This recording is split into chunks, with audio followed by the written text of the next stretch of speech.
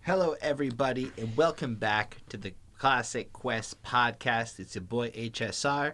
It is your lady friend Bonnie. And it's your boy Chris Chrome.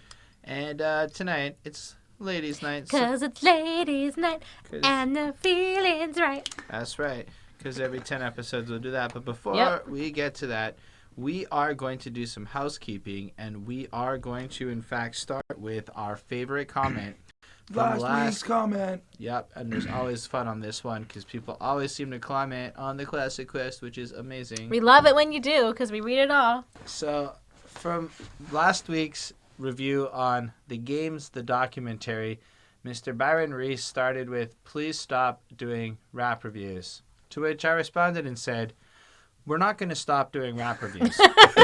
Like, no. Sorry. And I just feel like in our efforts to review these albums, it gives us a lot of context into a world that maybe we don't get to see in our reality so often. So it's interesting, especially with a lot of the various issues worth talking about these days. It helps Absolutely find answers to questions and, in a sense, do some of that homework that's been asked of us. So I'm not as required to go, well, why do people feel the way that they feel, especially when you have tons of music documenting it. Anyway, so I responded something in the vein of that, and then he responded with a pretty cool response, so I wanted to read that too.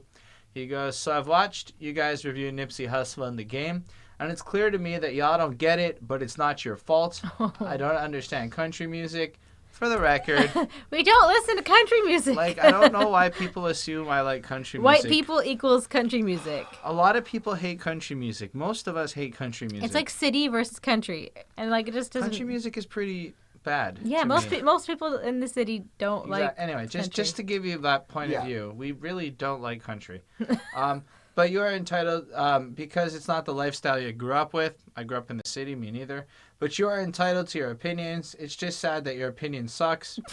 That's really fair, because our opinion sucks a lot. I agree. Okay. No, it really does. I've seen some of our older ones, and it's just cringy. Well, yes, of course, because we're still learning, right? Yeah, but it doesn't We've make it a gotten good better. opinion. It means that one day the opinion will be good. And the production on this album is excellent, and The Game's lyrics over these bars are a perfect match. It's one of those you had to be there situations to understand the significance. We were there. We were not there. And that's fair. I guess that's interesting, but it doesn't necessarily change how I feel about some of it. And the Game effect is most rap music. It's repetitive. And it's not what you say, but how you say it. And no one else was rapping like that. And so that is like the best point the guy made. If The Game really coined this style, it is really unfair to call it repetitive. He was doing something new, and he did it better than anyone else does. And that's awesome. Anyway, it ended with him saying, "I'm not sure why, but I'll continue to watch y'all and cringe." And that's amazing. That's my favorite part of this. Thank you for sticking with us. The honesty is real. No, but I get it. I might cringe too, depending on the situation. Anyway, so now that that's been said, let's talk about how there's a request list available now that you can peruse. This is stuff people have requested, and if you leave a comment with a request, inevitably it'll get added to that list. It's just very time consuming. But speaking of comments as well, we do have the Grind to 1,000 subscribers contest happening, and basically if you subscribe to the channel, like the video, and leave a comment about either the review or about us or about something to spark a conversation, you enter into a raffle, and the first prize being $100 plus of Amazon gift money, plus you get to request a review from us with whomever you want off the channel. Second place is $50, plus you can request a review. And third place is $25. Plus, you can request a review. And for every video that you watch and like and comment on, extra entry in. So that's why we're kind of keeping track of all the comments. And then once we break 1,000, we'll go on YouTube Live, use a random number generator, pick some people, send off that money, and move on to the next contest. All right, so since it's ladies' night, Bonnie, why don't you introduce the album we are doing today? We are doing Lil Kim Hard Core. It's going to be hardcore. It will be a hardcore experience. Yeah. I won't be surprised if when we do get monetization back, this one doesn't get done. Yeah. And this came out on November 12th, 1996. So we're looking at like a mid-90s kind of feel. We're checking it out. Yeah. And I think that she was probably like one of the first like big female rappers. You know, like there was like Missy, and there was still Queen Latifah, but there was a few that were coming out But around this I time. don't think they were like as, I'm gonna say, raw as as Lil Kim was. As graphic and stuff. Is. Yeah. That's a good way to put it. When did y'all encounter Lil Kim in your lives? I've known about Lil Kim in passing. I mean, everyone, I know that she used to hang out with Biggie. She's part of Bad Boy. I recently seen one of the interviews with her when there was that beef happening with Nicki Minaj. But I've never really went and listened to her. Never really had any real interest. But like, I know who she was. Like I know who Lil Kim is. That's fair. I think I learned about her probably maybe grade 8 or something for me. How many weeks does it take till you get to What? that song with Cisco? No, it was the song with her and Christina Aguilera. Oh, the I can't Moulin remember. Rouge. No, well, yes, she was in that one, but there was one where it was just them two. I don't know. Anyways, but there was one, and I think maybe I had heard about her before, but I didn't really know who she was. I didn't know that she was affiliated with Biggie, I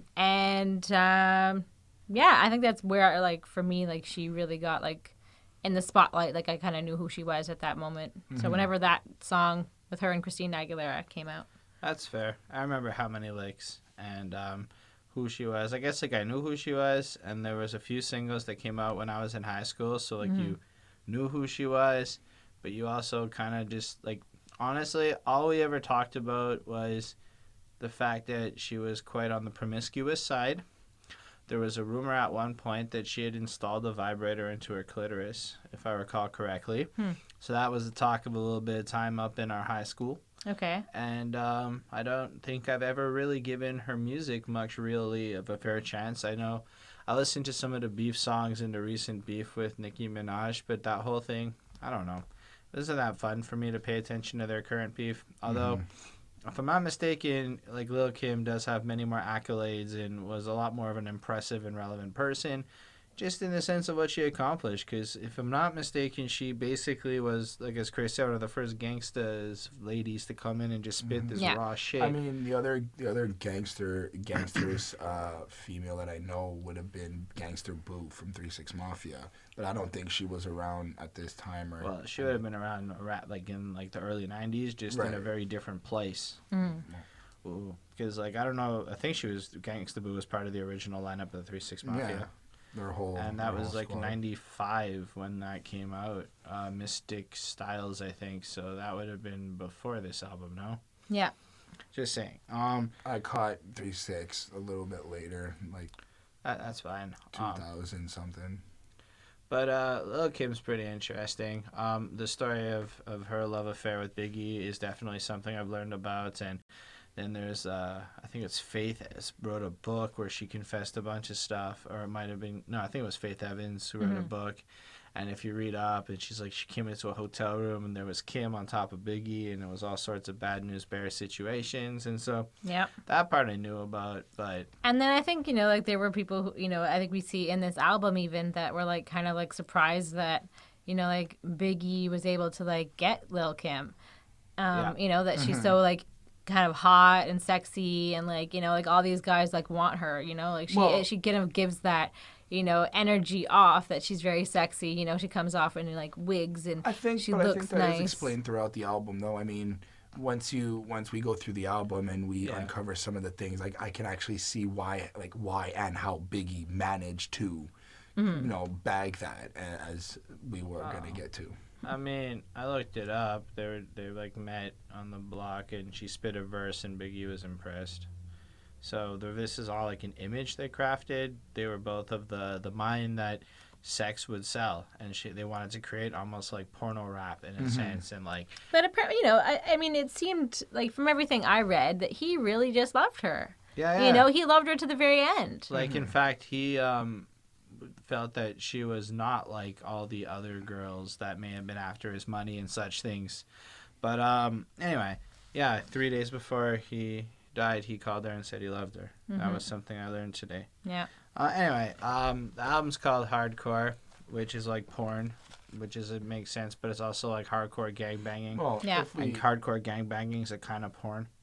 I guess so. Interesting. Yeah. If you take a look at the cover, I mean, she's kind of like in this sexy position On top of this Yeah. bared carpet. And there's like roses, so it's like you can tell maybe she's got several suitors, so maybe sending her flowers. Very rich. Like it also looks like Yeah. she's at a Like she's living well. Yeah, she's living well. So that it was a very fun photo shoot. And it looks like an expensive carpet, expensive flowers.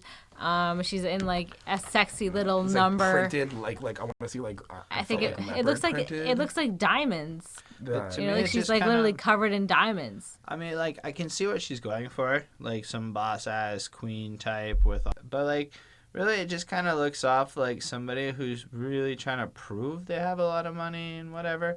I don't know. Well, at least like prove like she made it. Like again, let's go into the album and start uncovering some of the experiences and stories she has to I say. get all of that. But like, it's just, look, I understand that this is not, this is more of like a personal thing. I look at this and it's just like, man, it seems so excessive and lavish. And I know that that's the entire point, but it almost makes her less desirable to me is I guess where I'm going with it.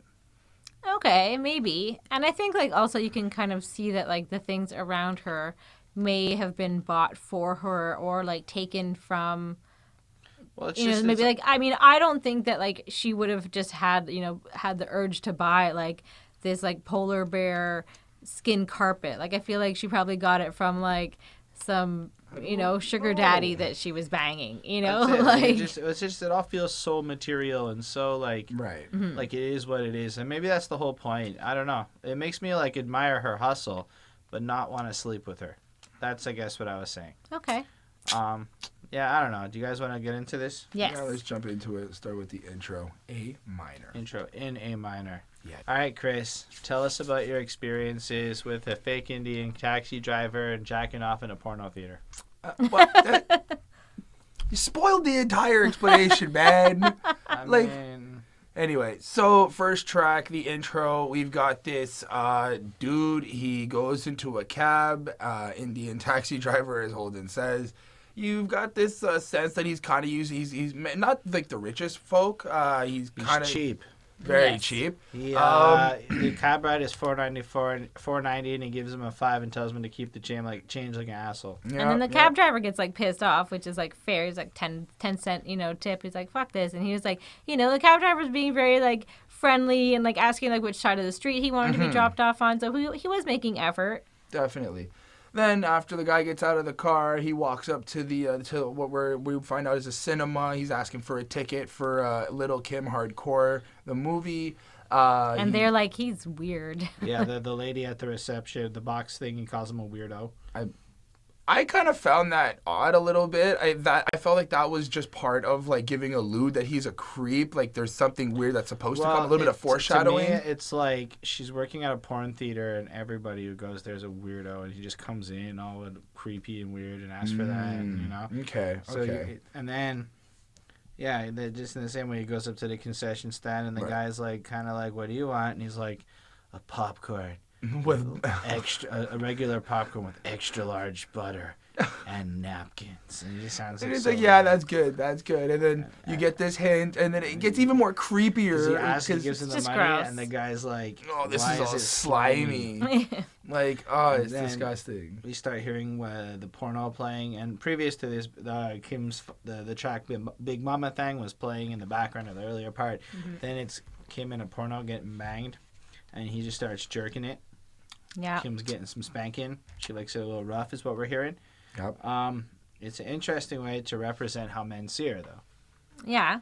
Well, it's also an interesting way to start the album, especially like in terms of the album being hardcore, calling it hardcore. Right. That's a little hardcore. I mean, But to me, it's like her life is raw like a porno. mm-hmm. And like, in a sense, if what she's had to deal with, she's almost realized this is her value, this is her asset, this is how the world has perceived her. And so she's owning it. But it's still an interesting freaking commentary, just, A, to set up this album, I guess what to expect, but like a commentary on how people perceive her, especially with the cover and everything. It's the first thing you hear, Right? And you realize she's owning the fact that she's been made a commodity, and that's a really empowering thing in a weird sense of the way, you know. Yeah.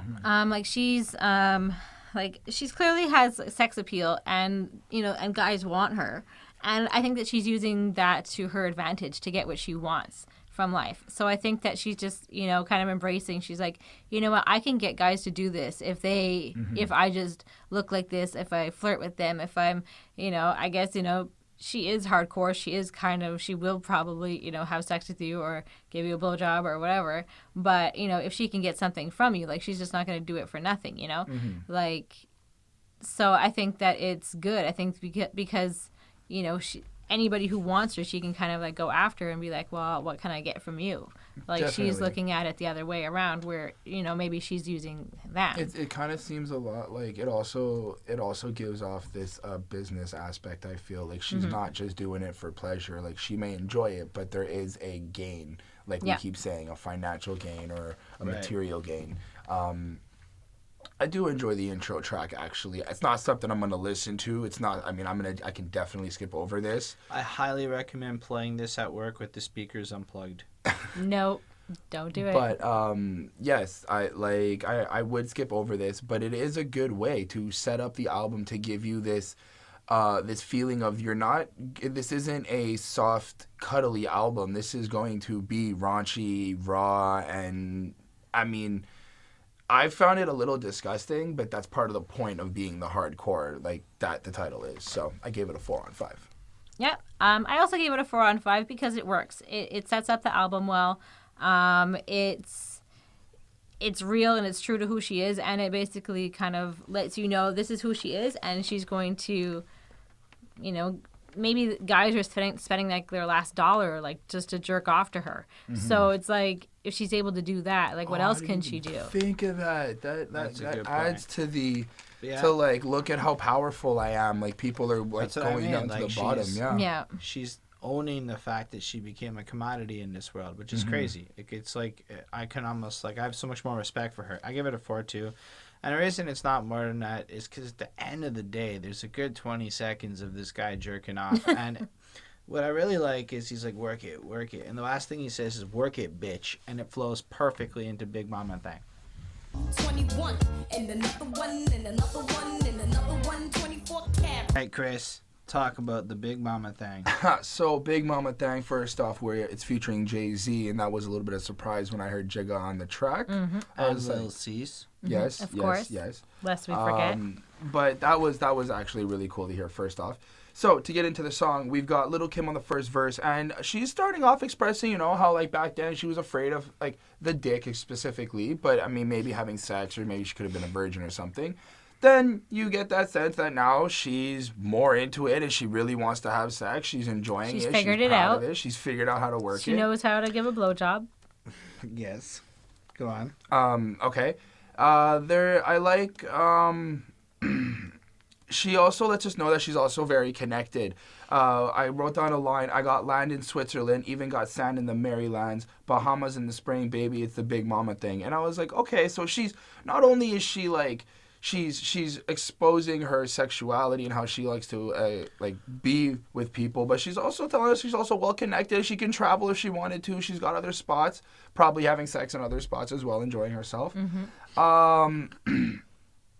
And then we've got, we also find out that she doesn't like it if she's not going to fuck around, if you're not going to go down on her.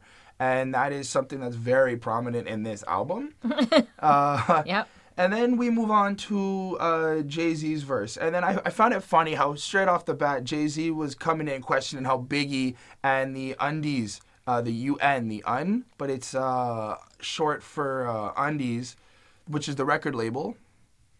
And how they're like letting Jay-Z spit bars with Lil Kim when they know he's trying to like have sex with her and all this stuff. And it felt like the whole verse was just a big play on him wanting to sleep with Lil Kim, and everybody kind of knows that. And Biggie's probably got the studio bugged, and he's probably on his way over there. But it's okay because Jay-Z's only there to make money. He's just trying to get the hustle on. He's just trying to eat.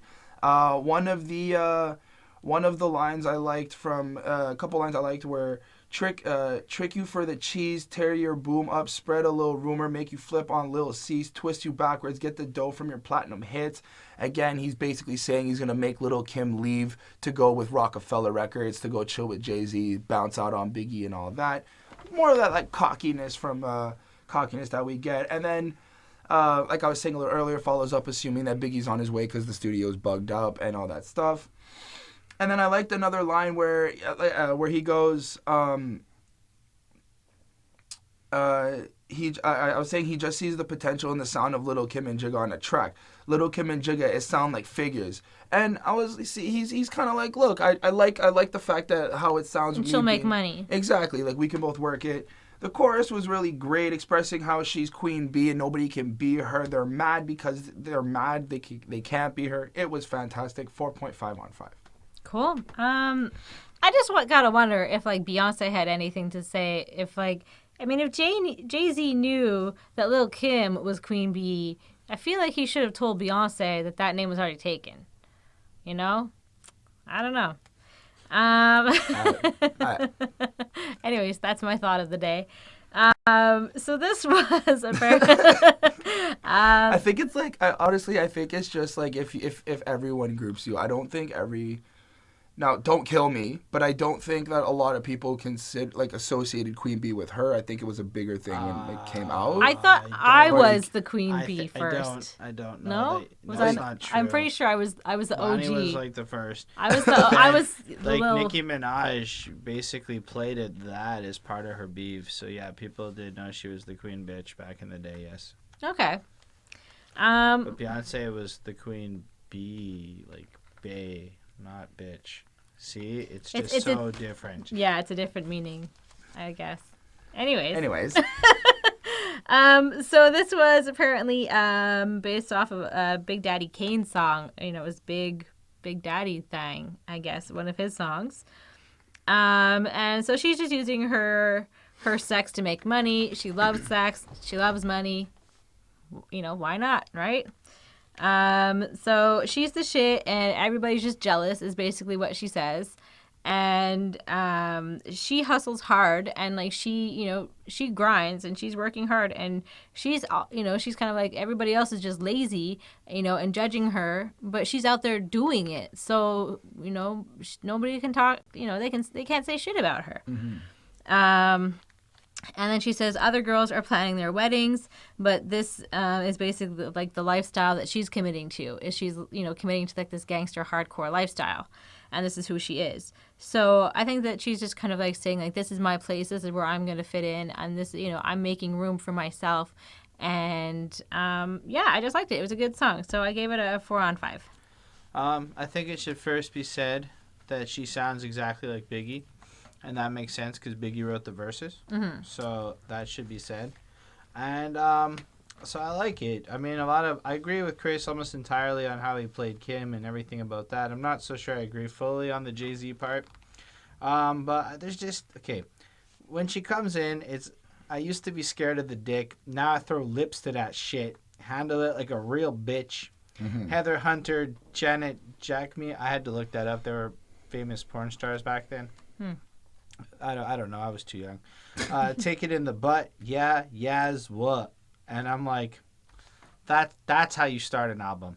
I'm just like, she is just throwing it out there. Like, she's not afraid to let you know she's a bit of a hoe, and she's okay with that.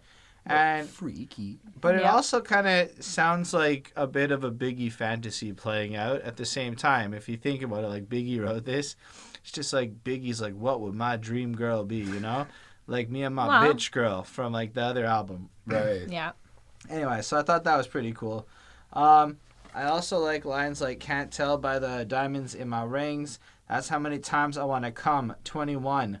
Add another one, add another one, add another one. So she's coming again and again and again. Mm-hmm. But now it's 24 carats. Oh, yep. Clever. I dig that shit. I like it when it's got that kind of sequential fields.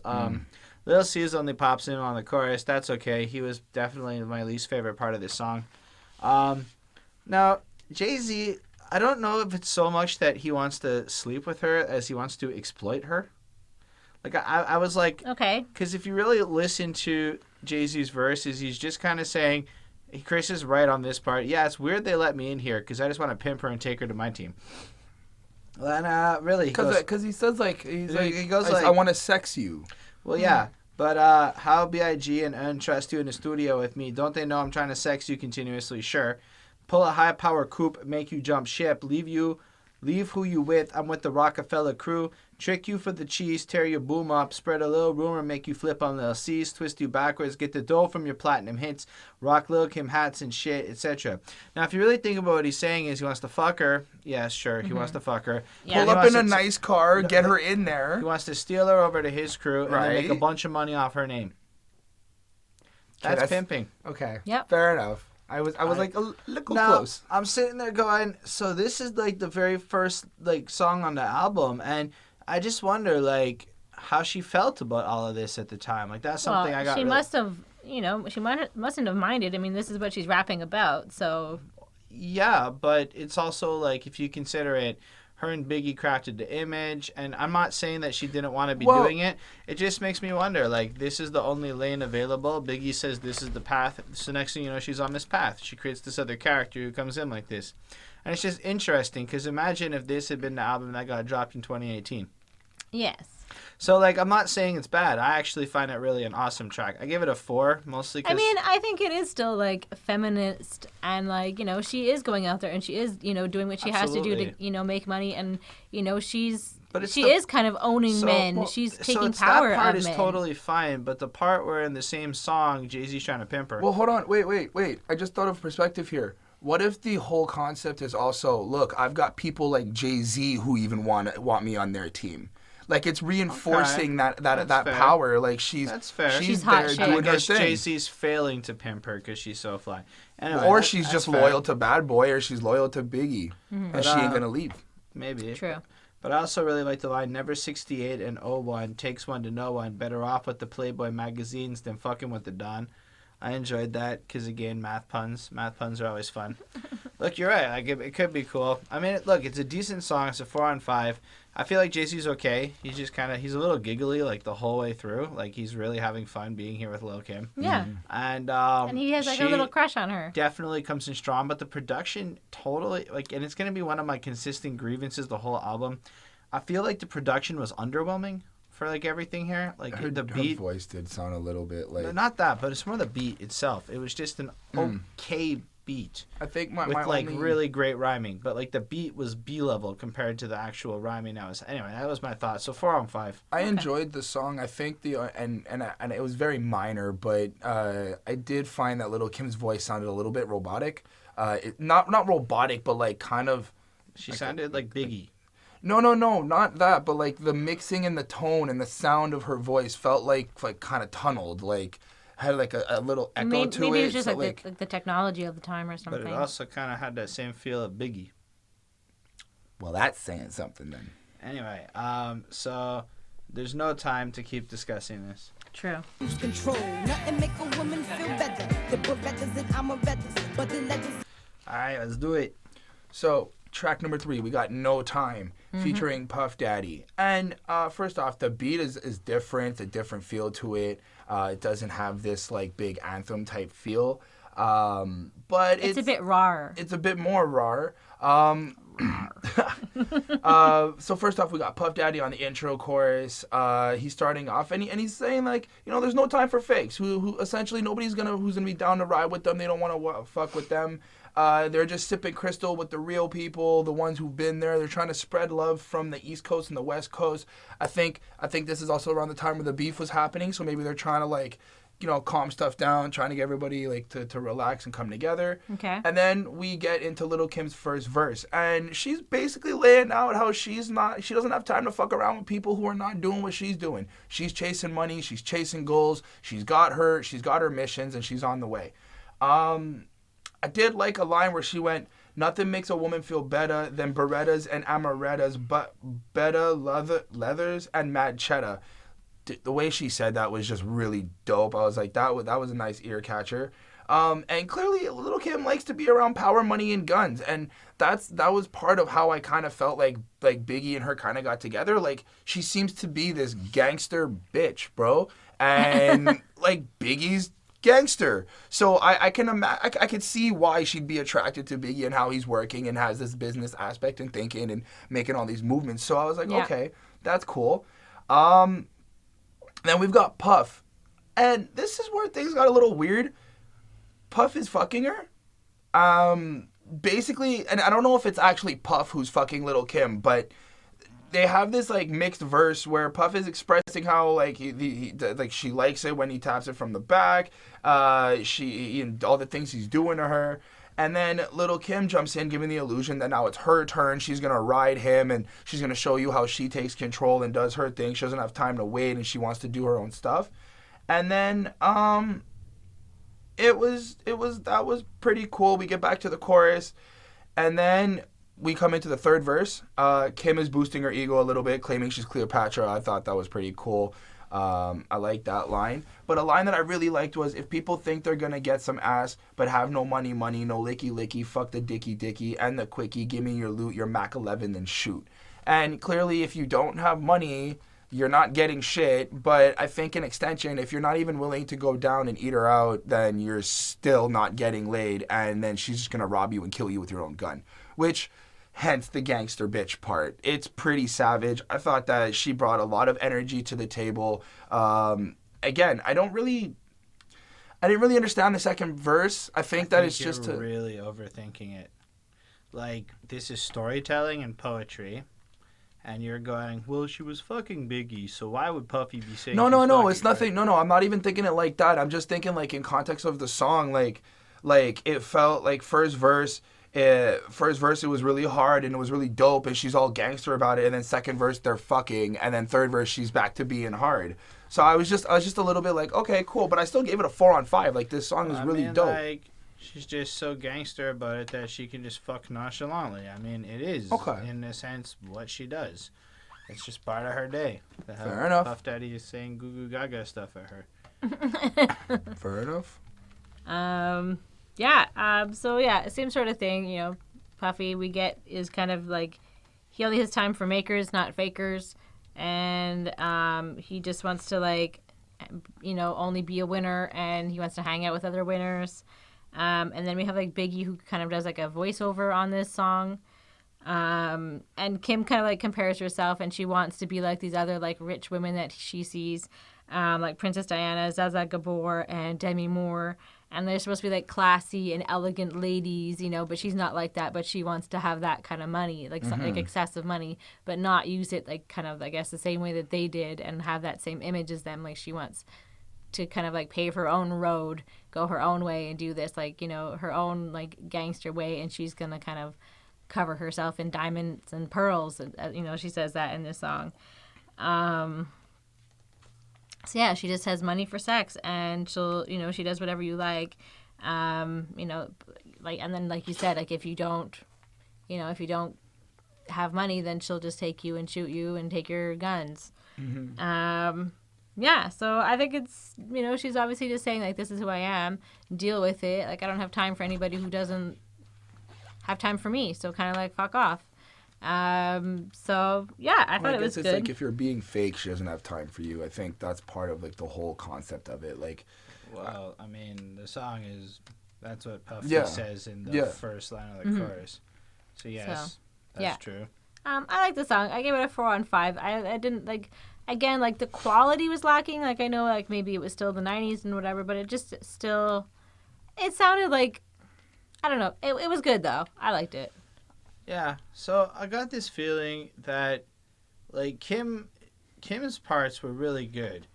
But, like, you can tell that at a certain point, this was, like, everyone else is including themselves in this a little bit. Like, Puff Daddy here. I did not enjoy Puff Daddy at all. It really was kind of weird. Like, he a lot, and I don't like his I found him to be bored and flat-sounding on the chorus, which really took away from the song. Like I know Puff Daddy's like super rich, I suppose, and he's successful and he's done a lot. But gosh, do I not like him on a song. gosh, Holden. And you guys cover a lot of it. I do think it's interesting because, like, if I understand correctly, the character of Lil Kim is the brainchild of Biggie. Mm-hmm. So Biggie, like, invented this character and helped Kim, like, develop it. I might be wrong about that. So just to hear Chris comment on it. But she is little, and her name is Kimberly. So Yeah. But what I really did like is the lines, like, yeah, well, I don't know what, like, I thought, yeah, I'm Momma, Miss Ivana is super interesting, right? Because now everybody dislikes Trump, but there was a time when everybody wanted to be Trump, and that's a super interesting line. Like, we were watching that Dirty Money episode on Trump, and a lot of hip hop really like idolized Trump for a long time, and kind of helped keep him in the public spotlight at a time when he was really failing. So when he really wasn't so rich, we had people like Lil Kim wanting to be rich like him because of fake marketing, fake news, as he would like to say. Yep. Interesting stuff to look into. But I really also like lines because she does really go into the graphic nature of the sex she's having a little bit, such as, before you nut, I'm going to dribble down your butt cheeks. So she's going to basically essentially sploosh over his balls and, dribble down, which is good because it's fun. Make you wiggle, then giggle, just a little, I'm drinking babies, then I cracks for the Mercedes. Like, she don't care. She'll swallow it. She'll do what she got to do. And then she'll put it in her butt. Is that what the in the crack? She'll crack for the Mercedes. I mean, I guess. I'm just saying she'll do what she got to do. I did like the line, beside every man is a bad girl, because I did like the fact that Bad Boy as an industry did put up a lot of ladies, which was really cool. Mm-hmm. Puffy just sounds awful. Lil Kim, stating that. Basically, this was the first single that she ever came out on in October 29th, 1996. Rides a lot of escalators in the music video. Yeah, it was gonna. I was like, okay, there's nothing different. It's Puffy and it's Lil Kim, and then there's this other dude. If you have no time, you need to be running up those escalators. I guess. No, but she's just going up and down. She's chilling.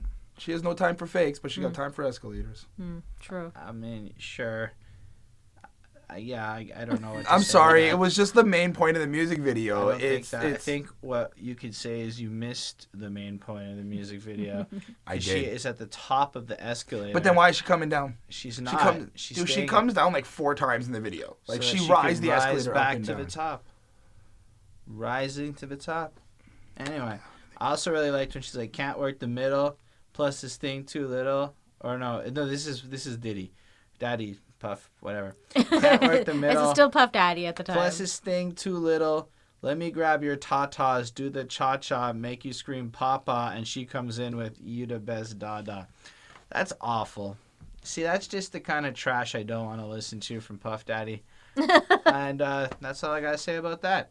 So I gave this track a 4 on 5, mostly because Puff Daddy, and I didn't really like the beat as much either. It kind of felt like a bit of B-side quality material for all things considered. Anyway, the next one is Spent a Little Doe. All right. Call me sunshine, pussy spread like the rainbow, spectacular, miraculous. So Spend a Little Doe. Yep. Here, this is track 4, and we've got Lil Kim explaining a story about being in jail. So I don't have any lyrics that I quoted. Not being in jail. In the intro, she's fresh out of jail. So the whole story takes place after she has left jail. Yes. Thank you. You're welcome.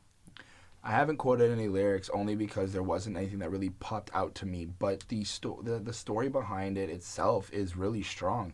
The verse starts off, first with the intro.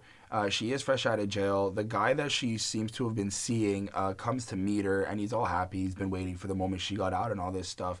But Lil Kim seems to be a little upset because she's like, well, you've been waiting for this moment, but you've never came to see me in 3 years.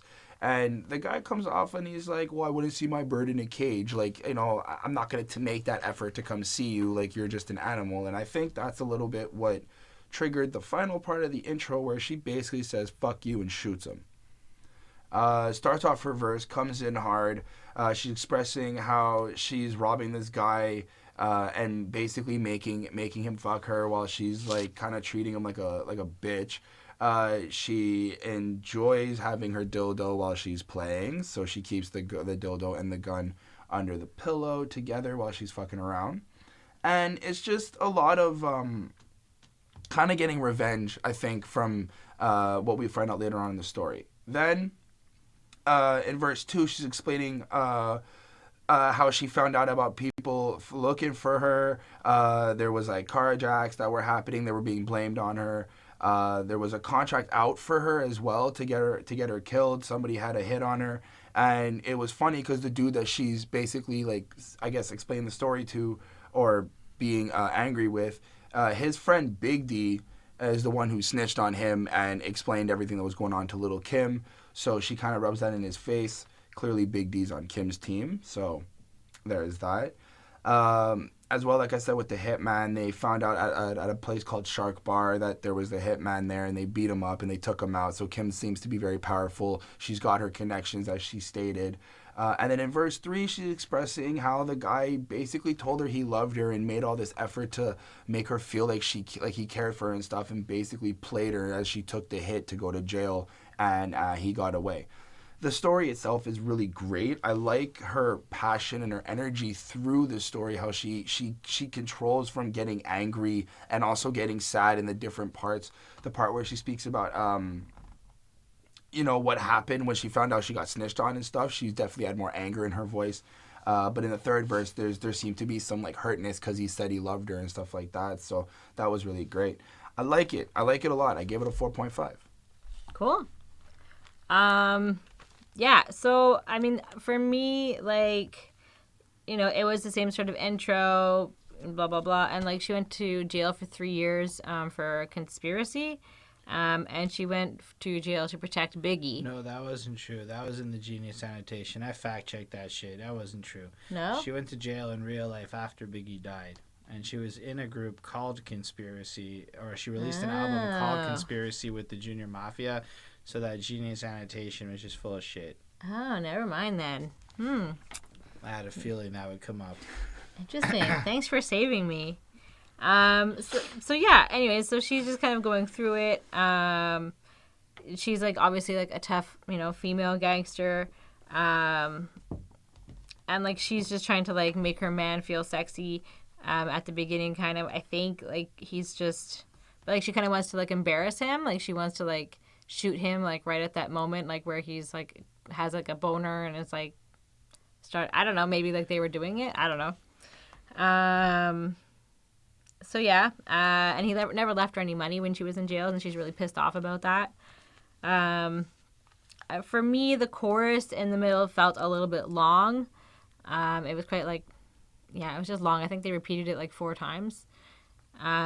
So she's over him, and so she's just kind of like reminiscing on like the life and like the things that they used to do, how she would have lied and how she would have died for him. Like she's like clearly like a ride or die kind of girl. And now she's over it and she just wants him dead. And then verse 3, like he promised her money if she didn't snitch, but it doesn't pay to be nice. She says that, and it wasn't worth marrying this guy, and she's hardcore and rising and kind of like fuck you and like you're on your own. So she's just sort of like mad at Biggie, I guess, sort of in this song. It's not Biggie. Or whoever it is. Yeah, like this like imaginary person. Or someone, I don't know. And so I think it was like an honest message, and I think that she just like believes in karma. Like, like if you do this, if you like screw someone over and you like treat them like crap, like, like like bad things are going to happen to you. Yeah, it's definitely an interesting concept for a song. And it's cool because I feel like a lot of these songs don't really have a lot of concepts. They're just, in some cases, just flossing, whereas this one's a little more story-driven. And then the intro, I like, because part of what triggers her to shoot him is that he's like, yeah, well, I'll pay for you now that you're here, But I don't want to see you locked up like a little bird or whatever he says. I don't know. It was really well done. There's some great lines, like, because in that first verse, he's like basically doing like a setup. She's seducing him, putting him into the bed, making him look like whatever, and then she got like, or the 44 under the pillow with the dildo. I like to play while I'm working, and that's for certain. Keep jerking, like he's jerking it, I ain't done with you. Lights, cameras, curtains. In a second, the show begins. But then invite your family and friends. They got to see this. Oh, they wouldn't believe this. You got stuck and left naked with a hard penis. So I got the feeling she robs them, like, you know, like she's jerking and she robs them, but then makes sure that everyone sees it and his whole family and friends. So, like the lights, camera, action, like, you know, I think that maybe she was just like taking pictures or like, you know, she was going to send it to someone or, yeah. Or it's like the show's beginning. But either way, it's almost like she coordinated it so that she walks out and family walks in and he's just Well, she's been there, sitting like, in jail apparently for 3 years, you know, like scheming. you know, waiting for this moment. And it's good, you know. And then I like the chorus though, because he's like, it doesn't take nothing to spend a little, like, or to love me, to get me to love you. It didn't take a lot. But then the way she says the last line, it didn't take nothing to spend a little dough to get me to love you, you know. It's like all you had to do was spend a little money and I would have loved you, but you didn't. So I like that part, but it did get a little bit repetitive. I also liked where it's like, I copped the 1 to 3 just to see if all the yayo and the boy carrying on the Peter Pan in Maryland was worth the bitch marrying. This I worked so hard for, chose my life to be hardcore, lost in a pill no more. And I get the feeling that on top of it all, now he's got a new girl that he has settled down with. So she worked so hard to give this life to like this next girl, and that is unacceptable, and she's quite unhappy with it. Yeah. But again, the beat was okay on this one, but it still isn't like spectacular. So far, none of the beats have been like wow. Like I can't remember the beats as we're talking about them, which is crazy. Like, yeah, they're all pretty indistinguishable. So it's really like relying on the delivery of Kim and friends to deliver it. But what I like is this is one of the ones where it's just Kim, and it's really nice. I like it. Some of my favorite tracks are the ones where she really has a chance to just rap without a ditty or somebody kind of there hogging the show a little bit. Anyway, so that's this one for me. I gave it a 4.5 on 5. It's definitely one of the better tracks on the album, in my opinion. And Bonnie likes to take it. Man, I'm not trying to fuck with that kid. Nah, but Too the full other of one, head. though, with the other one, a little short one. So here we got a skit. It's called Take It. You've got Notorious B.I.G, you've got Lil Cease, and you've got Trife. It's a 53-second skit. 46. 46. Whatever. It's less than a minute. And it's basically, it sounds like just the boys talking about how Biggie bagged Lil Kim, basically got to get her on his... They're all kind of impressed. You know, everybody's impressed. But Biggie's also there like, look, now that I got Kim and now that I'm doing this, you should try to go for her friend and we should all try to kind of run this thing down. And then everybody kind of just gets all this whole happy, energetic vibe and talking about how they're going to like sleep with the girls that they want to sleep with and get this whole feel. And now they're talking about anal, and then it goes into the next track. It's not they just so. Yeah, like I think Trife says he's gonna like fuck the shit out of some basically girl. talking about so. Biggie says I got Kim, and then he says, Cease, why don't you take that one? Cease is like, I don't want to eat the pussy, so I don't want that one. And then you can see how Trife is eyeballing one, and he's like, I'll bet I can get in her ass, but everyone's ignoring her. And then Cease finds another one he wants, and then Biggie's like, I'm going to take Kim upstairs and fuck her, or whatever, and then you guys go do whatever.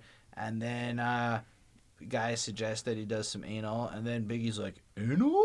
And it's like the best part of the skit is just that when he realizes It's so cute and entertaining. anal's on the table. Like, he didn't even consider that anal was an option until that, even though it's been talked about. And then, yeah, it kind of just flows into the next track, and that's the whole skit. And I thought it was cute, well executed, and interesting. I gave it a 4. Yeah, I gave it a 4 as well. It's, you know, it is what it is. Like, you know, Biggie's just sort of like, yeah, I fuck Kim, and he's kind of proud of it, and like he's, you know, kind of saying like, yeah, she's my girl, but you can maybe go out with like some of her friends, and then, you know, just the conversation kind of escalates, and then it is just so cute when like Biggie's just kind of like, you know, and he just laughs and like, oh, like he's just like, He's like, I'll do it, I'll try it. yeah, I don't know. Go. It's very funny. So I give it, a 4 on 5. So, all right, I have a crush on you. Put your vote in my ballot. This my diner. I'm Melon. You're Alice. Spin. I want to start off with this track. It has no Lil Kim in it, except for True. that she does that on the chorus, but she's not on this song. Yeah. She's on the remix, which is in the music video. Yes, she is, but not on this song on this album. This is entirely by Lil Cease and Biggie. Biggie does the choruses, very smooth. And Lil Cease does the verses. Now, the song entirely is about Lil Cease, how he has a crush on, I'm assuming Lil Kim. I know you are. He has a crush on a person. Yes. Also, it could also be maybe one of Lil Kim's friends. It's a person. Anyway, and he's basically just explaining how he can buy her things and make sure that everybody's well and got what they need, and he can take care of her. I like one of the lines when he goes, "Take you on a natural high like a pilot, it'll be all good. Toss your clothes like a salad when it's all over. Put your vote in my ballot. It's my diner. Yeah, I'm Mel and you're Alice. Spend a night in Little Caesar's palace. It'll be all good as long as you don't act childish." And I like that. I like that honesty behind him. And he's like, look, I can do what I can do what I have to do to take care of you. I can provide you with everything. But if you're going to act childish, then I'm going to move on and find something that is a little bit more mature and more my standard. I like that. Yeah. Again, like I said on the chorus, we got Biggie very, very smooth, expressing how even though people are seeing him on TV, hearing him on the radio, they're saying like he's sleeping around, he's doing all this stuff. They're talking shit about him and stuff. He's just openly saying, like, look, I like you, I have a crush on you, and I just want you to know that. The honesty's there. I like the fact that the beat has this, like, jazzy feel to it. Mm-hmm. It's all a well-rounded, good song. 4 on 5. Cool. So, yeah, it is mostly just, like, Lil Cease. He's a Junior M.A.F.I.A member. And from, he's basically just saying, like, from the start, you knew that, he's just talking to some girl that, basically, like, she knew that he wanted her, and like he's now in like music videos and like he's in songs and he's on the radio and like you've heard him and even that doesn't impress you and like he's just trying to get with this girl and like he's done all these great things and he still can't even get with her, so he's just kind of like, well, whatever, she won't even give him a chance. Because she's heard like gossip like from like her friends and then she's like, well, he's just a player, he's just like this, he's just like that, and he's like, no, I've got like a crush on you, like he really likes this girl, and like she like kind of just blows him off and like nothing he can do can impress her. So yeah, I mean that's just what it was. 4 on 5. So Lil Cease did look very dapper in the video, but I don't like him very much. I didn't like him in any one of his verses that much on this album. He's not bad. He doesn't do a bad job at all. It's not that he does a bad job. He's a very proficient rapper, but his voice bothers me, and I don't find it enjoyable to listen to. So I had a lot of trouble with that. Plus, it was a little weird to not have Lil Kim on the Lil Kim album. Yeah. They did come here for Kim, not so much to Lil Cease, but it's fine. They're squad. They did their thing. And it's not like it's bad, but it's really it felt like this was a little more on the generic side. Like when Kim is talking that shit, it's like new and interesting. But when Lil Cease is going stuff like, but you still don't pay me no attention, listening to what your girlfriends mention. Oh no, this is Biggie. But yeah, I like the way Biggie went, he a slut, he a hoe, he a freak. Got a different girl every day of the week. It's cool not it's cool not trying to put a rush on you. I had to let you know I had a crush on you. So the hook is really good and well-rounded. Yeah. But that's my only part of the song I really like. I mean, Cease is okay. Chris quoted the tossing salad line I like. But I also like he's like, cruising my Lexus, land with no mileage, while you walk the street until your feet get callous. Like, hey, I'm in a car. I'm better than you. Those peons, they walk on the street. Yeah. It's like, okay.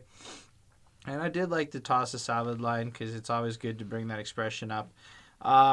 And I like when he's like, because you was spotted in the club looking exotic by somebody short, dark, and chocolate him. You got it. And then any plans to tape you, we stop it. So that was the one line I really admired from Lil Cease because I'm very into the everything on the low. So he's okay with doing whatever. But you try to put it on tape, you try to get a record of it. Not okay. He's not down for that. But for real, I was bored by this song. Like, I get that it was a single with Kim, and it kind of has more fun to have her there on the song. But it just felt so weird and out of place. I kind of felt like I was a little bit bored going through it. I gave it a 3. I do like that, like, Biggie's part on the hook, but I don't know. Anyway, it's just, whatever. It's not my favorite. It definitely didn't have the effect that she was going for when she was describing things in drugs. That's true. Trust, niggas lust. Without a bank account, I doubt we could swing. So, for this song, I didn't have much to say about this song. I didn't really like it. I quoted one line from her first off when she goes, "Your dopest host presents extravagance in the lady frame, leaving cum stains remain in awe when I brought a Dillinger through it to your jaw." I was like, okay, she's coming out. She's saying she's the dopest MC. She's bringing her savageness to the table. You know, she's leaving people in awe, and she's leaving them in shock. And she's pistol whipping him with the Dillinger. Exactly. But she's As you also do. leaving cum stains. So what's brilliant about the line is she's not just leaving cum stains. She's then tricking you and catching you completely off guard when you don't see it coming when the gun smashes you in the face. So I actually do think it's a pretty savage line. Both things are going off, you know, if you know what I mean. Nice.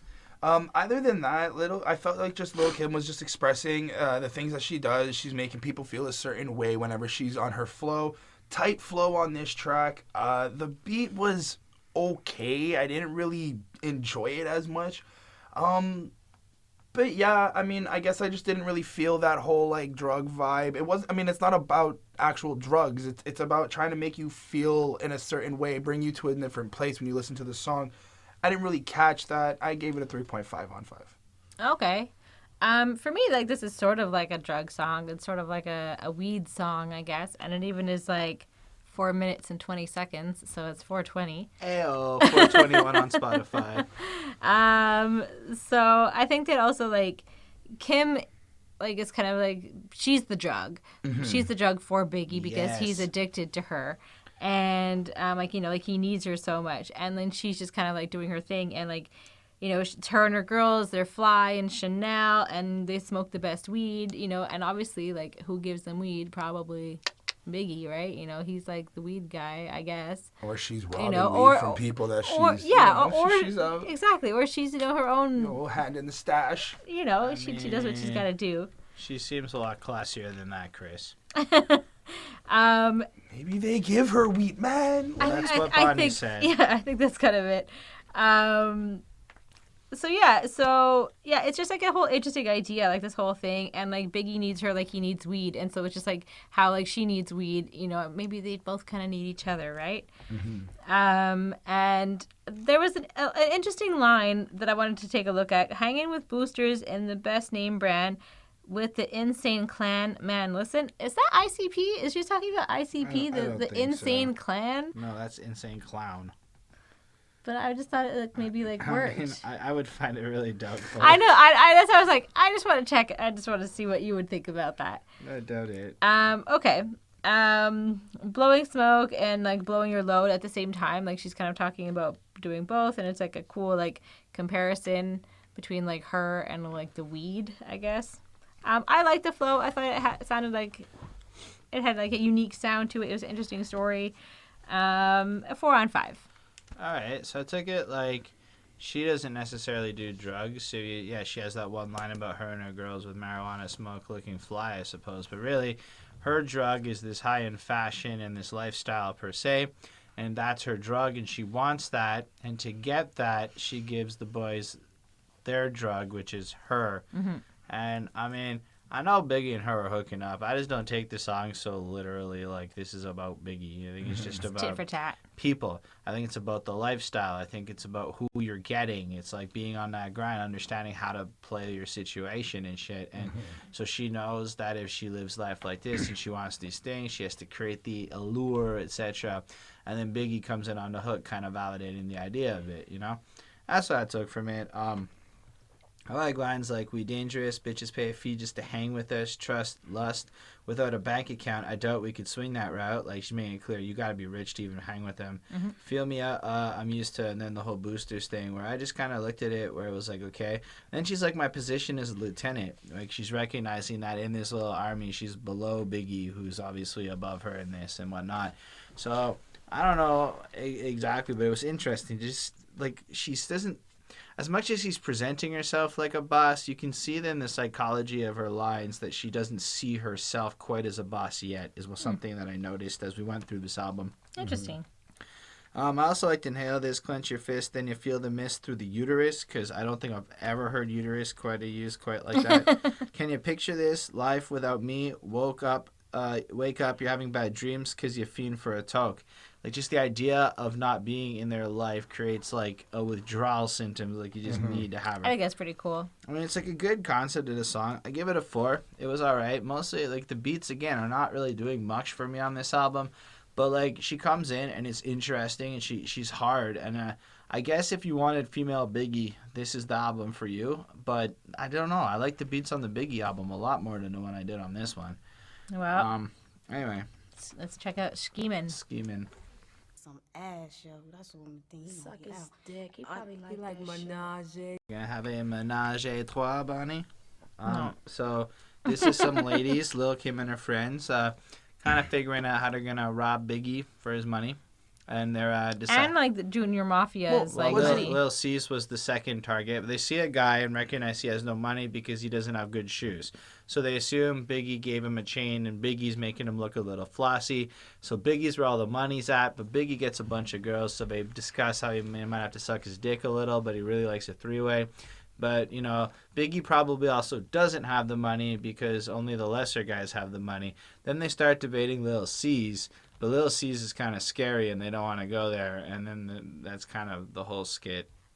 Oh, okay. Well, I mean, maybe I saw it differently. I saw it was like Lil Kim and her friend just planning to take like, you know, Big Money and Junior Mafia's money. Yes, that part was great. For me, like they just sounded like professional gold diggers. Like they were like planning it out, like, you know, and they saw their money as theirs. See, I didn't see it as gold digging. I think they flat out wanted to rob them. Like there was a bag on the floor. They wanted to get him in a position where they fucked him. Because gold digging is you're fucking in a relationship for money. These are girls. These are just like who hoes. came in there like who were gonna pretend to be a hoe. Because Kim's done this on like 3 verses where she's like pretending to fuck you and then rob you. Yeah. So that's true. I think it's more like she's pretending to fuck Biggie. They'll suck his dick for 10 minutes, make him bust. He passes out, and then they rob him. I mean, yeah. I mean, you do what you gotta do, right? And you know, I'm all for that. So you know, go get it, girls. If you think that that's your money and it's just sitting there waiting for you to take it, then you do what you gotta do. You're just hustling. For me, it's a 4 on 5. I give it a 4 too because it was interesting to hear this perspective. It was cool. It was like kind of like you hear like Kanye's version of this on the College Dropout, but this is like a female perspective of how this conversation would go, and I thought it was pretty cool. Mm-hmm. Nice. I enjoyed it. It gave me a contrast from the Biggie skit when the 3 dudes were talking. I thought they were doing a little bit of a contrast, like this is what the dudes do, this is what the girls do. Yep. I didn't. Now, I didn't quite get that. I knew they were robbing somebody. I knew they were planning. I may have missed that they were actually stated it was like Junior Mafia or whatnot. They said Biggie and Lil C's. Right, that's why I'm saying like I may have missed that because I felt more like they were working for them, like they were gonna go rob someone else for Biggie. They were like, "What about fucking Biggie? He has all the money. We could suck his dick, but he probably likes menage a trois. He gets all the girls. Oh, what about Lil C's?" And they literally there's 3 men mentioned in this video. Right. This well, song. That's on me. Other than that, I did give it a 4 on 5. I do like how Kim takes this initiative role of like getting what's hers, and she makes that clear. She's like, you know what, fuck this. I'm gonna get what's mine anyway. So it shows that she's still taking that leadership role. She's got her head on her shoulders, and she knows what she's going for. I gave it a 4 on 5. It was really great. All right. She's the queen bitch. That's true, queen. Bitch, murder scene bitch, clean bitch, disease free bitch. Check it. We've got Lil Kim and Biggie basically going that she's Biggie queen. does 3 lines. Still, Biggie's featured on the track, is he not? Yeah. But for 3 lines is my emphasis. It's Kim. For like the rest of the 3 minutes of the song. Yes. But initially, Kim is just basically explaining how she's the queen, and she's going to do what she has to do to stay at that position and rock out. Some of the lines I liked. I liked one of them. If Peter picked him, I bet you Biggie bust him. It's if Peter Piper pecked him, I bet you Biggie bust him. He probably tried to fuck him. I told him not to trust him. Lyrically, I dust him off like Pledge. Hit hard like sledgehammers, bitch, with that platinum grammar. Right where I stopped it. I like that line. That was said really dope.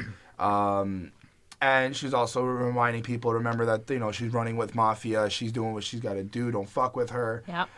The chorus is pretty catchy. This is where Biggie comes in. I liked when he goes, "You got some audacity. You sold 1 million. Now you half of me. Get off my dick, bitch. Kick it, bitch." It's not really a chorus. It's just part of verse 2. There's 2 verses and a 1-line interlude. Anyway. Right. My bad. But that is one of the lines that I did like. And then another line from Kim that I liked was sippin' Zenfandel up in Zenfidel up in Chippendale, shopping Bloomingdale's for Prada bags female Don Dada has. And I just liked how that sounded too. I thought that was really cool how she made that work. But again, Lil Kim is basically just saying how she's the queen and she's justifying it throughout the entire song. I gave it a 4 on 5. Cool. I like the song. I thought it was cool too. So she just kind of starts talking about like how she trusts her intuition and she makes money and she makes decisions. Like she's that girl. Like she's like, you know, she's sort of like the lead boss, right? And like now she's like she won't even hang out with guys without being paid. She's running the game now. She stays trendy and she has like all like the fancy stuff and she just wants to stay rich. She wants to stay rich for life, and so she's gonna maintain and like only grow, you know, in what she's doing and what she has. So, I mean, that's what she's aspiring to be, like, you know, she wants to be like Princess Diana, right? She wants to be like one of those, like, hugely rich people, you know? So she's just sort of going for that lifestyle, and I think that's, you know, what she's making clear in this and how she's going to do it. So I gave it a 4.5 on 5. Again, it was like, yeah, you go, girl. The sound of this song sounded quite similar to like other female rapper types of this, like, you know, like even like some people that were like sort of pop and hip hop. For me, like, but I don't know if they just copied Kim, if she was like the OG of the style. You know, it just kind of sounds like Eve. It sounds kind of like, I think like all these people came yeah, after. that's what I think, that it was probably her that started like this kind of like hard sound. So I mean, I thought it was cool. I love this song. This might be my favorite one on the album because for one thing, you really feel the essence of power oozing out of her. Sure, Biggie shows up for like a couple of seconds. Like, honestly, I don't know. It was weird. I was expecting more Biggie on this song. But really, it's just Kim laying out these verses and power. Like, she really is the queen on this track. Like, there's no holds barred. I mean, Chris started off with that line, which was great. I mean, come on. Lyrically, I dust them off like Pledge. That's an amazing it was a great freaking line. pun. Check my pitch, authentic persona, and I'll stick with your moms for her stocks. I'll stick your moms for her stocks and bonds. I got that bomb ass cock, a good ass shot, with hardcore flows to keep a dick rock. And I'm like, what? Because, you know, you tie the cock line to the dick line in the following thing, but it makes sense because it's a gun reference. But it's also just preposterous to have Lil Kim talking about having a dick. And on every level, this song came in proper for me. This one, like, the beat fit it. Like, the beat fit her.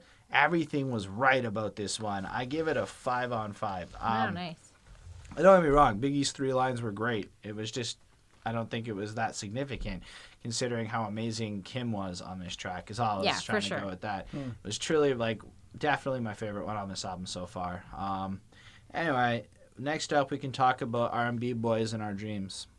Give me all the rhythm and blues singers and rock the shots of the liquor. So for this track, it seems to be a reference to Biggie's Just Playing Dreams, where he mentions that he has dreams of fucking an R&B bitch. So the concept is basically just Lil Kim is explaining how she wants to mingle with these R&B artists, and she's had dreams for a while to want to do this. Well, the concept is more that her and her friends are discussing their desires. And like who they would like to do. And then all of a sudden Lil Kim's asleep, and the verse kicks in. So all of the verses are her dreams. Oh, interesting. I didn't realize that. Yeah, I don't know. It's like the second they're like, wait, Kim, Fuck. Is she asleep? Is she asleep? And then she goes right into, like, the first verse of the song. And I thought that made, like, the premise. I got to give credit for one thing. Well, I don't know how much the concepts hold or how great they are. The initial premises of so many of these songs are really well thought out. Yeah, it's true. Nice. So then I guess that's the answer to my question, because I did write down that she ran, I fuck Mr. the Flyway, fuck them La Day cats, they whack, and one of them resembles Craig Mack. I need a new addition. I need some men of vision. Now, if this is a dream, I all makes sense now, doesn't it? A little bit, because when I first initially thought of it, I was like, okay, so she actually got the chance to sleep with some R&B people and realized that she needs someone even better because they were kind of whack. This is a dream. But this is a dream, and this is her sex dreams coming to life. All the famous guys she wants to bang. Yeah. Okay. Well, she was very smooth on the hook. It was great. I like the fact that her voice and the drums were synced properly. They had a nice feel to them together. I gave it a 4 on 5. I'm done. Yeah. I also didn't catch that it was about like her actually dreaming, right? I'm telling you. But no, I believe you, and it's called dreams. So I mean, why not, right? And then so I just kind of thought it was like, her and like her girlfriends just kind of like fantasizing and telling each other like, oh, what if we sleep with this guy? What if we sleep with this guy? That was the first little part. Anyways, but I just thought that's kind of how it continued on. But anyways, I just thought it was funny. It was like she was talking about like R. Kelly, Brian McKnight, Joe, D'Angelo, Prince, like all these like, all these guys that kind of like have these kind of sexy songs that kind of like help turn you on, and so like they want to be turned on by all these like smooth hot black guys, right? Mm-hmm. And it's sort of like a ridiculous idea about having to like sleep with all these guys, but I think that it's I don't know, it sounds fun, why not? So I gave it a 4 on 5. I mean, it was interesting, it was ridiculous, it was a fantasy. So I like this one. See, this is kind of like a cool track. It really does take the idea of the normal trope of men fantasizing, and I'm sure women fantasize about all the guys they want to go and bang. Yes, we do. As much as men do. Mm-hmm. So here you have Kim just laying it down. It's almost like, hey guys, holla, a little bit. But I really like give me all the rhythm and blues singers. Hen rock the shots of liquor. It makes me come quicker. Letting you know, guys, get me some Hennessy. It'll work. Rub between your belly like jelly. R. Kelly, you think you're ballin', but your body's calling. So it's like, I don't care about you and your money. It's that body. Give it to me. I need it. Like you're a sexy motherfucker. And then like, ooh, what about D'Angelo? I want some of that brown sugar, because his album was Brown Sugar. Mm-hmm. And then watch this rap bitch bust all over your nuts. And I really like the fact that she's so into splooshing all over you. That is awesome. Women need to feel confident in the ability when they can do that stuff. All for one and one for all. I swear to God, I'd never fuck with none of y'all. And if you're immature, then I'm out the door. I'm on fire getting head by the Harlem Boys Choir. I'm just like, man, she fucked the whole squad there getting chained. But not like, fuck it, man. It's just like, you just picture her like with her legs spread like that Cardi B album cover. And then she just got guy after guy coming through. No, it's a good album cover. She's just sitting there with her legs spread and the guys between her legs. You should go, stay up to date with stuff. I know that. And then, it just seems so powerful. Like, it's an empowering thing. Like, the woman is just role reversaling all these guys, and I love that. Yeah. So 4.5 on 5, because I really think this side of Kim shines. And again, it's just Kim on the song. It feels natural to her. It feels like she had a lot of fun with it. Anyway. Let's check out Mafia Land. Yep.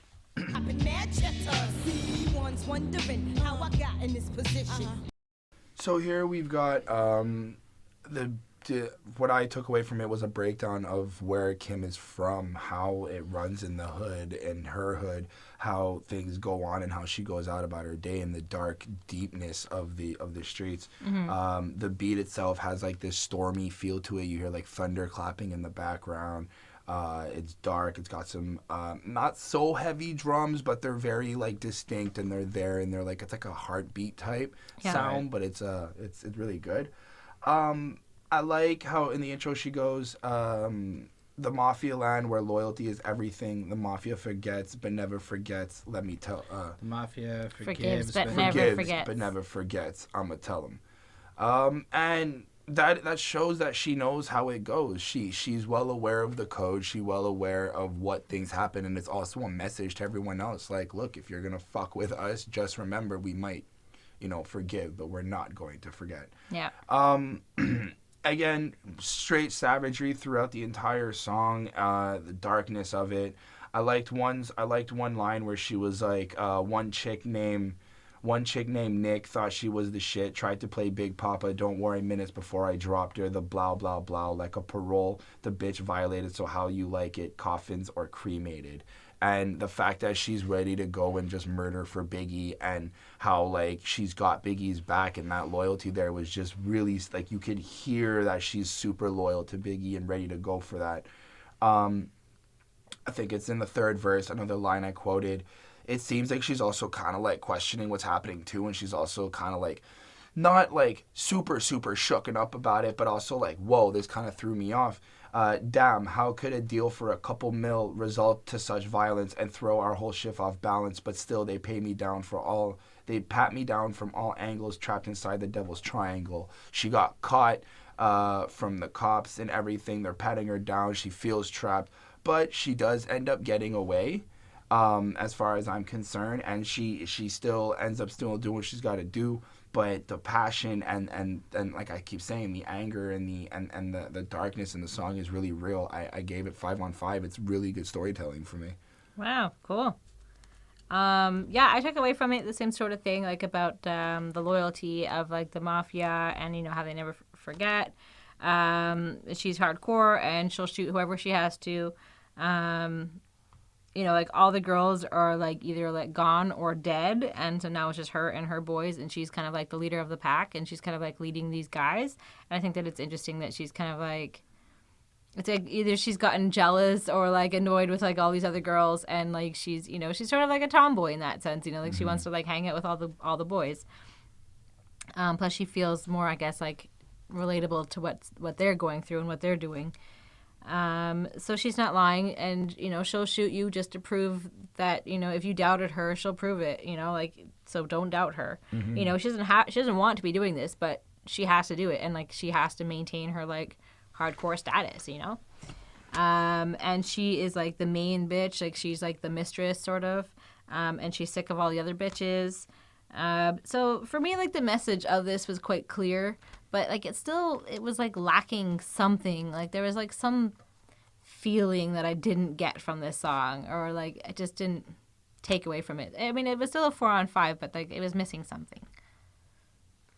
Guess. So I looked at it like it's a little bit of a, on top of like what you guys are saying, I felt it was a bit more like she's auditioning for the life and proving she's actually able to compete in these leagues, and like she's left behind. Well, because there's that part at the end, she's like, so now I'm titled, mission accomplished. My man was astonished. He looked as if there was a foul aroma in the air, stinking. I know this, thinking, damn, she's too little, too pretty, too quiet. This bitch is hired, mob boy for life. That's kind of like how the song ends. It's like she, you know, the guys were like doubting her, but like That's what I mean. So like it was like.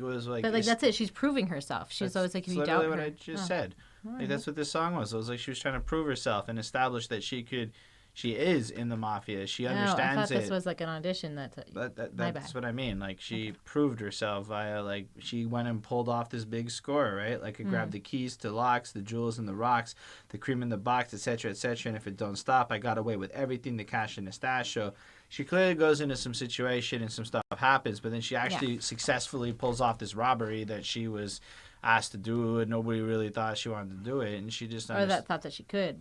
Right. So then she's established herself as the queen that she is, etc. And I thought it was pretty excellently composed, like put together really well. Again, another track without any features, another track I'm really feeling on this album. I gave this one a 4.5 on 5. I thought it was one of the better ones for sure. Yeah, anyway. So We Don't Need It is the next track. All right. The real shit, true baller pack still shit. The nigga with the movie in the mill. Went sucking on dick. We don't need it. We don't need it. Oh, right. We're here. So what's going on, everybody? So clearly, we start off with Lil Cease, and he's basically trying to fuck tonight, as we can get off the song. Yep. I like when he goes, how do you spell cash? C's and some hash, at least a kicking game full blast. I like that. That was pretty cool. Apparently, if you got some C's, which are C notes, and you got some hash, you got cash. and his kick game is blast. So that was really cool for me. I know that was a little bit weird. Yep. But he goes on to explain that he goes to the club, meets this girl, brings her back to the room. They're about to get some freaky things going on. What he says is, mass appeal get me in the clubs for free, so all you gotta do for me is just make your way to my king-size bed, lie on the pillows of my Gucci bedspread, keep your pussy, I got other plans instead, just give me a head, give me some head. Woof. And then goes into the chorus. So clearly he's making it. He just wants blowjobs tonight. Well, I also feel like it's a little bit, if you're not going to blow me, I'm not going to... No. He says specifically here, keep your pussy. I don't want that. Fair. I've got other plans instead. Give me some head. Yeah. He just wants blowjobs tonight, like Bonnie said. Yeah. Fair enough. And then what I got, we go into the second verse, and we have Lil Kim, and she starts off with, some bitches do and some bitches don't. Ride a dick till they bust. Shit, I know I won't. Come too fast for me, a waste of a good dick if you ask me. She's got this theory. She's not really going to keep riding them because she wants it to last longer. She seems to be super good at riding men that they can't last long. But throughout the verse, it also seems that she's becoming a little bit upset because she's already hooked up with two guys already, and both of them, well, one of them fell asleep, and the other one wasn't really providing her with what she felt. So that's kind of what I got from her verse. Well, you're missing the key point. Tell us, what is it? This bomb-ass shit got your cigarettes lit. That's a great line, because what do you do after you're fucking? You light up a cigarette. Yep. But it's too quick, right? Who, me? Forced to use plan B, like she's used to this scenario. But also plan B could be like the birth control. Oh, yeah, that too. But also it could be playing with the pussy and masturbating because they just came in her, right? And then he's here, he's busted off snoring because men do that, stupid men. He's straight. I knew this date would be boring. I want to wake him up to do his duty. Use that tongue. Click the booty. Click the booty. See, at the end of the day, it's all about her getting some head. Yeah. Anyway, go on, Chris. And then the third verse, we have Strife, and I just liked when he went, 9 out of 10 women want to spit on the skin of a Black Carrington. Blake Carrington. Blake Carrington. That's the Partridge Family? No, Blake Carrington has a show. I had to look this up. I was like, who the fuck is Blake Carrington? Is Blake or is it Black on the lyric? It's Blake. I looked this up. Blake Carrington was a show. He was a business tycoon guy who was a hard ruler, successful businessman, and hard at home family thing. And it was like 9 seasons in the 80s. Nice. So, because you had 2 separate Blake Carrington lines, and that was the second one, I was like, who the fuck is this guy? Because I never heard of this show. So I digress. Go Good on. to know. Enough. The skin of Blake Carrington, but I need much more to get raw, hardcore, dick to jaw. I love that line. And I was like, oh, okay, It's that great. is straight. Just he likes Dick to to having it jaw. raw. He enjoys important. the fun. His verse wasn't that long, but all in all, he had the best line, hardcore, dick to jaw. Yes, he really did. selling the point home on what needs to be done here. I gave it a 4. Yeah. I mean, it's just like a funny song, but it's an equal song, so I appreciate that. Like, she's ahead of her time, Lil Kim, she's a little feminist. I don't mean to be, like, condescending in any way. So, I mean, it starts off with, like, him just talking about, like, Little C's just talking about, like, how he's got money and how he just wants to get head. And, then it's basically just...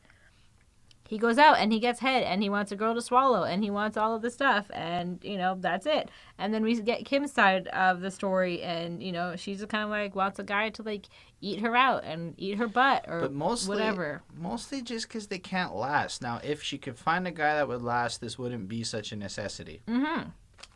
And she just talks about like getting head and like, kind of like if you can't give it, you're not going to get it. Like she's a fair player. I just gave it a 4 on 5. I mean, it was another okay song. It was fine. It was good. It was this. Yep. That's fair. Yep. It's a good 4.5. Yeah. So not tonight. Tonight will there be dick to jaw. Times we fucked, I think I bust twice. He was nice, kept my neck filled with ice. I just gotta say that piano part, that do sounds exactly like that Ja Rule and Ashanti song where she's like, what will I do? Anyway, go on, Chris. Nice. Well, in this song, we've got Lil Kim expressing that she's not in the mood for dick tonight. No. But there's a reason. There's a reason. And she's starting off and explaining how she's with this guy, and she likes it when he fucks her, and they're having a good old time, and she enjoys him and all the stuff that he does for her, and gives her the credit card, the money, the keys to the Jeep. But there is something that's bothering her, what is that it? is because he's not eating her out. That's not exactly how it's quoted here. She called sucking his dick rocking the mic, which is very cool. It was something about this dude I couldn't stand, though. Something that could have made his ass a real man. Okay, what is it, Lil Kim? I want to be a real man. Something I wanted, but I was never pushy. That motherfucker, he never ate pussy. There you go. Men. Global message. Yep. So there was that, and then she ends up going off to go find somebody who will please her. But that leads into the chorus where she doesn't want dick tonight, and she's making that clear. And it's like she has this powerful sense of honor to herself, where she's like, I don't need to let you hit if I just want what I want. Yep. I don't have to give back. I can get what I want if I really want it. Especially if she's given it so many times and not received. So Exactly. now he owes her. Exactly. And if he's not, well, she'll just take his whip and leave. Mm-hmm. And then I stumble upon, in the verse 2, she meets this guy named Rondo, and he wanted to fuck Lil Kim, so she was down, and she got to mixing up and getting all that together. And apparently it wasn't that great. As quoted, the sex was whack, a 4-stroke creep. I jumped on the dick, rode his ass to sleep. He called next week asking why I ain't bleep him. I thought your ass was still sleeping. That was savage. Yeah. I like that. I chuckled. I was like, she's got attitude. That's funny. But other than that, I mean, it's full unclear what she's asking for. She's not asking for much. She wants a real man who's going to do what he has to do to please her, and she'll give back in the end as well. 4 on 5. Yeah. I mean, it is what it is. It's like she just wants what she deserves. She gave, so she needs to have it back, and that's what she's saying. And then she just kind of like dismisses him, and then I think he falls asleep, and she takes his car to go like sleep with some other guy because or like see another guy who's gonna like go down on her and do what he's not doing. So she's kind of like doesn't really want to sleep with him anymore. The sex is great. He gives her nice things. He does all these great things for her, but she's kind of like, yeah, I kind of still want you gone. Like, you're not doing it for me, so bye. Like, she just wants someone that's going to give her what she deserves. And that's it. So, 4 on 5. So the real moral of the story is this: if you ain't licking this, you ain't sticking this, is how she starts the third verse. Yep. Really driving home the point. And as I understand, it might not be the most popular activity to many fellows at this time especially. I think that's changed a lot in the more recent eras, but back then it really was not. So I could see the point. Lil C's earlier made it clear he's not down for that activity. But yeah, it's pretty good. I like how the part right before Chris quoted there, he wanted me to suck him, but I didn't. I ain't fronting. And then the whole sex was whack part. But then after the sleeping line, he goes, he laughed, told me he bought a new path. Could he come over right fast and fuck my pretty ass? And she's like, I'll pass. The dick was trash. If sex was record sales, you'd be getting double gas. Ooh. And she really is pretty savage and shit. And it's very clear. And it's almost like, I like the fact that Lil Kim has this like standard of you actually have to please me in order to enjoy me and whatnot, and it really like is cool because so often you get the sense that the women are completely commoditized to nothing and they got to do whatever, and here she's kind of flipping it and saying, well, now you're basically the woman here. Do what you got to do. I give it a 4.5 on 5. Aside from Jermaine Dupri's grunting. Like, just random grunting all the way highly unnecessary Jermaine Dupri intervention. This was pretty solid. Yep. But they are going to call me player haters. Especially Jermaine Dupri. Niggas, man, I don't like that bitch, man. But that's my word, right? Yo, that's my worst. Lil Kim got haters. Yep. Junior M.A.F.I.A got haters. Yep. They see Lil Kim or Jules and stuff, but ain't she rolling with them little mafia guys. Yep. Oh, Bitch snap. ass. They They're all directly bad. quote If I Mafia see Gang those as guys, bitch ass. I'm gonna blast some shots at them. I'm Don't gonna talk. even. I'm gonna talk. Talk diddy Well, talk. they Talk also talk. snitch too. Like they Snitchity also snitch, snitch talk. too because they're like calling out how they run on Gates Avenue. Like I wouldn't be.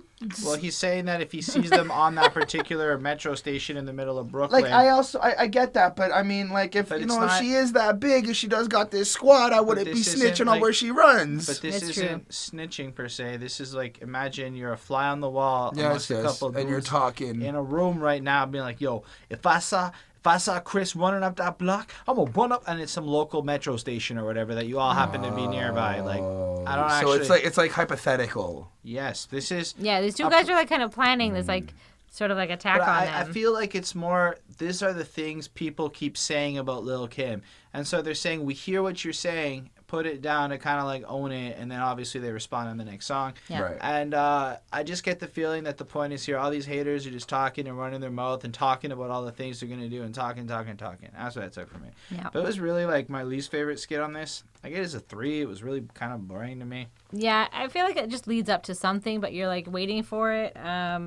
Like it was fine. It was another 4. I mean, it did what it did. A good way to look at it, there was 3.5. no anal moment in this, you know, like that anal moment in the Biggie thing that made the whole skit worth it. Just because he almost like he just plumb forgot that anal was an option. This didn't have that. Anyway, yeah. So fuck you, Chris. But faggot niggas wanna spoil it. Stop me from having marble forces, then go trollers. So clearly, fuck you and you hating person who hates me and everything I do is Yep. basically the message of the song. It's sort of like a retaliation against the previous little skit, you know? It's like all these guys, it's like, if you're hating on us, like, we're going to kill you. Yep. I like what Little C says. A line, he goes, 9 shots, greet ya, hang with Little C's. Don't sling pizza. Caesar, like Little Yes. Caesar's Pizza. Yes, I didn't say it properly, but I got the reference. Okay, Caesar. Don't sling pizza. The gat carrying rap barbarian 96 Bake Carrington. See, Blake Carrington's back. Maybe this was the second time. So I like that line. I found the beat was dark as fuck. It was really great in terms of responding and being like super savage and trying to have like, you know, you better fear us now that you've talked shit. Yep. And I like when Lil Kim went, me and my bitch catch flights to Texas, call us Crystal and Alexis, bumping into some hoes that be in Houston boosting. That was pretty cool. They're just running with people who, I'm not calling Kim a hoe, but she seems to associate with these type of people and try to work with them. So I think I took it as they're trying to like mingle with them and have something happen with there and then kind of run with a bigger squad while they're flying around in Texas. Or maybe they're connected. Okay. But anyway. And then I like when Larceny went, death comes to those that oppose the clique, dick riders get off the dick. Other than that, everything else just was like, it wasn't that too hard. I like when he just full on just went, death comes to those. That was it. Full out, don't fuck with us. 4 on 5. All right. So we've got, you know, the whole like Junior Mafia here. Like if you fuck with them, they'll kill you. Like this is what he's, you know, they're just trying to say. Like it sounded hardcore, but like not like Kim Hard Core. It sounded like something else hardcore. I don't know. It just like it didn't seem like it fit like the sound of this song on this album for me.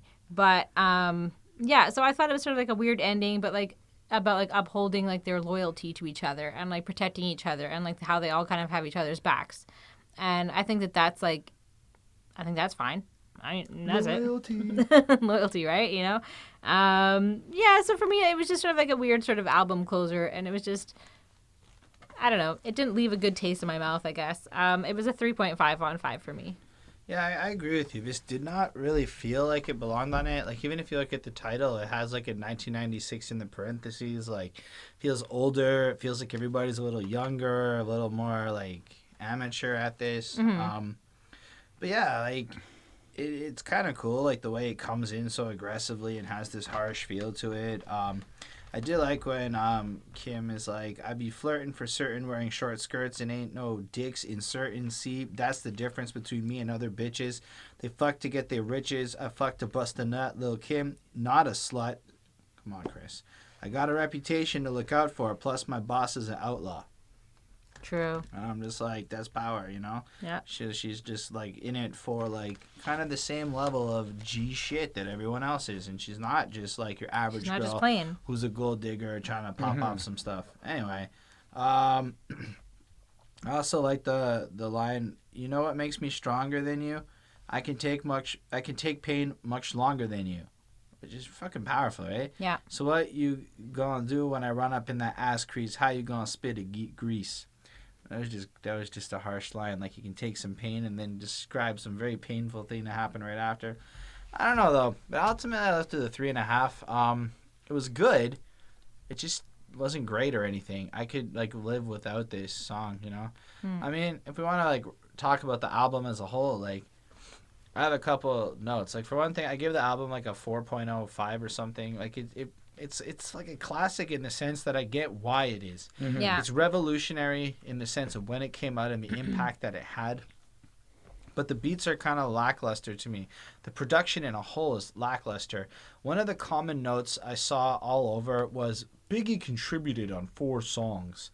Like, Biggie had these huge contributions and whatever. And I'm like... Well, he produced a bunch of them, I think. Which is fair as a producer. But as a rapper, guy didn't even drop a single verse, really. He did a couple hooks, a couple ad-libs, the 3 lines there. It was like...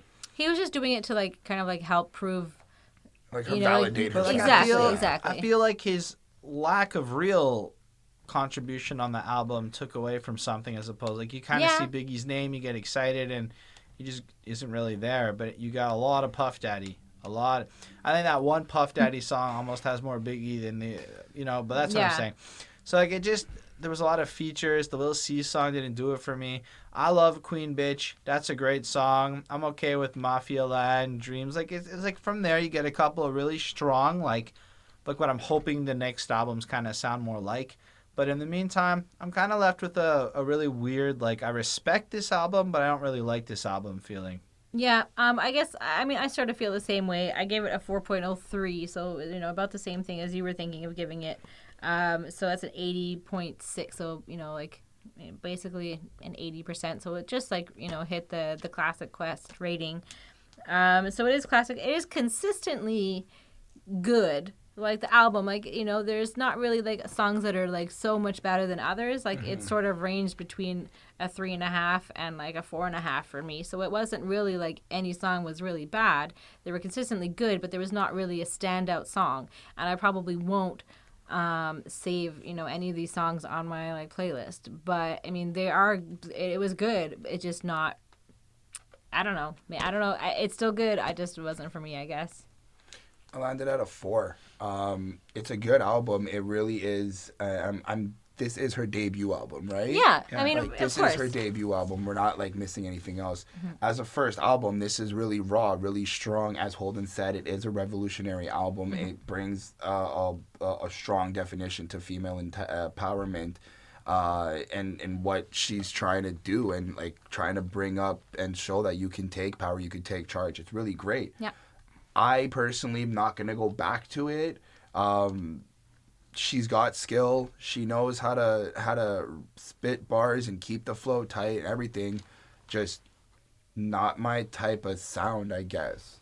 That's totally fair. Because the quality wasn't also, like, super high on, like, some of the songs either. So, like, they are missing something. And I guess maybe it's just because we're used to, like, out listening to, like, a lot of today's music, which is, like, so well produced, a lot of it, you know, and it's, like, the clarity is there and, like, everything sounds exceptional, you know, and it's different, you know, like, this is you know, more like a raw hardcore porno. Yeah, so, I mean, it is different, you know, and I think it's supposed to be different and supposed to sound different. Like, it is supposed to sound raw.